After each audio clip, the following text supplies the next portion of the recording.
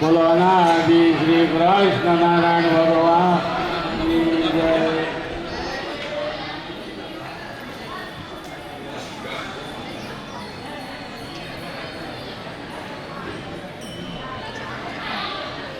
હાલો બેનો વાતું થઈ રહી હોય તો મને જરા કહેજો કે હું બોલું.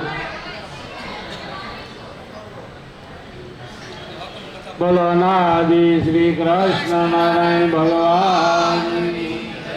પ્રગટ ભગવાન અનાદિ શ્રી કૃષ્ણ નારાયણ એવા આપણા ઈષ્ટદેવ મુક્તપતિ ભક્તપતિ બ્રહ્મપ્રિયાપતિ એવા પરસ્પર પરબ્રહ્મ પુરુષોત્તમ નારાયણ પરમ ધામના અધિપતિ અનાદિ શ્રી કૃષ્ણ નારાયણ મહાપ્રભુજી કે જે આજે આપણે કતારગામ મંડળના ભક્તોએ કથાનું જે આયોજન કર્યું એનો આજે 5મો દિવસ.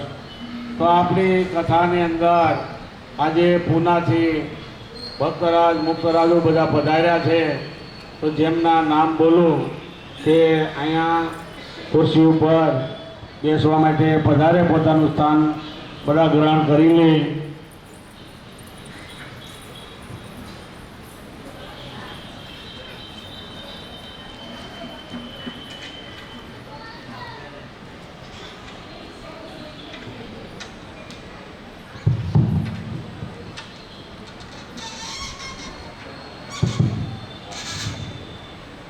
કિશોર ભગત પૂનાથી પધાર્યા છે, તે પણ અહીંયા પોતાનું સ્થાન ગ્રહણ કરે.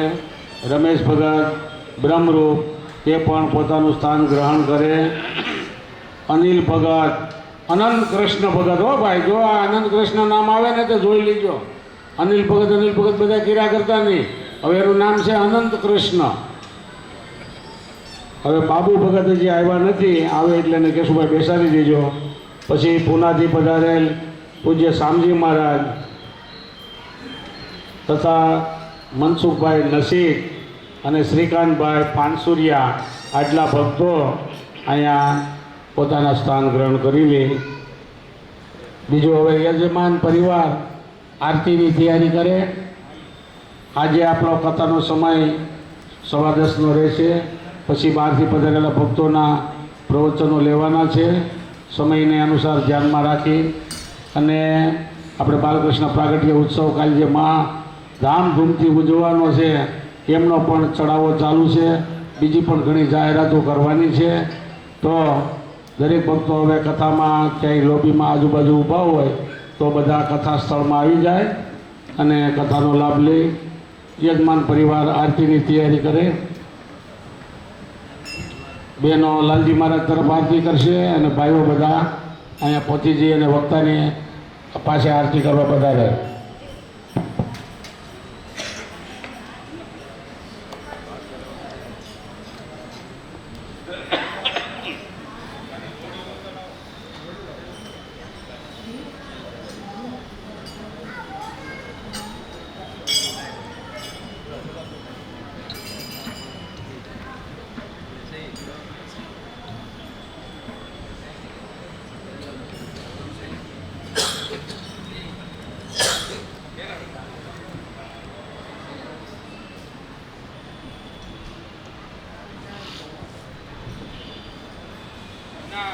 અતિશીઘ્ર